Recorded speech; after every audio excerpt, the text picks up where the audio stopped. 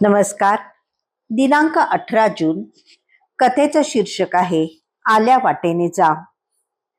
एक अनुष्ठानी बुवाने वाईकर ब्राह्मणाकडून समाराधनेसाठी म्हणून 25 रुपये घेतले व ते बुडवले. वाईकराने महाराजांकडे तक्रार केली. महाराजांनी दर्शनासाठी जमलेल्या गर्दीतील एकाकडे बोट दाखवले. तो पैसे बुडवणारा अनुष्ठानी बुवाच होता. वाईकराने पैशासाठी हुज्जत घालून त्याच्याकडील जरी काम केलेली मखमलीची टोपी, गुरुचरित्राची पोथी व तांब्या भांडे काढून घेऊन रक्कम वसूल केली. आता याचे काय करावे असे विचारताच महाराज म्हणाले, आम्हास ठाऊक नाही, आल्या वाटेने परत जा. खरे तर वाईकर ब्राह्मण दत्त सेवेसाठी गाणगापुरास राहिला होता. त्याच्या सेवेचे फळ देण्यासाठी दत्तगुरुच अनुष्ठानी बुवाच्या स्वरूपात आले होते. त्याची परीक्षाच त्यांनी घेतली होती. अनुष्ठानाच्या समाप्ती सांगतेसाठी त्यांनी 25 रुपये वाईकरांकडून घेतले व ते हेतुतः बुडवून गायब झाले.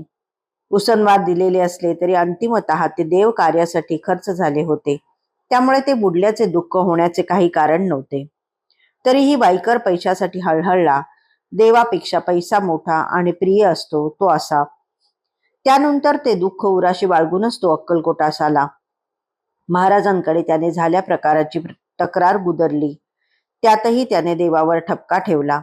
महाराजांना तो म्हणाला, आपल्या नावावर मी त्याला पैसे दिले आणि त्याने बुडवले. या साऱ्या प्रकारातून काही गोष्टी प्रकाशात येतात. त्या अशा: 1. सकाम उपासनेतून त्या पलीकडे निष्काम उपासनेकडे वळण्याची वाईकरांची तयारी नव्हती. बहुतेक सारे लोक वाईकरांसारखेच असतात. 2. अनुष्ठानी बुवाचे स्वरूपात प्रत्यक्ष दत्तगुरुच भेटले याची वाईकरांना जाणीव नव्हती. 3. मागून घेतलेले 25 रुपये म्हणजे इंद्रिये, त्यांचे 10 विषय, मन, चित्त, बुद्धी, अहंकार आणि मूळ वासना यांचे अंतःकरण पंचक असे होते. तेच त्याच्या संचिताचे कारण होते. ते त्याने देवालाच अर्पण करावयास हवे होते. 4. कारण मागून घेऊन देवानेच आपल्यावर उपकार केले आहेत याची त्याला कल्पनाही नव्हती, तेवढा पोचही नव्हता. 5. साधना भक्ती करताना देवाचे स्वरूप समजून न घेतल्यामुळे देव ओळखता आला नाही. पुन्हा भेट होऊन देव दिसलाच नाही, हे त्याचे अज्ञान होते. उलट त्यास पैसे बुडव्या समजून त्याच्याशीच हुज्जत घातली. आसक्तीमुळे क्षुद्र रकमेची आणि तिच्या वसुलीची अभिलाषा बाळगली. 6. तीही अभिलाषा देवाने भक्ती तितकी प्राप्ती या न्यायाने पूर्ण केली व व्यवहार संपवला. आल्या वाटेने जा असे म्हणून परत आसक्तीच्या प्रपंचातच लोटले.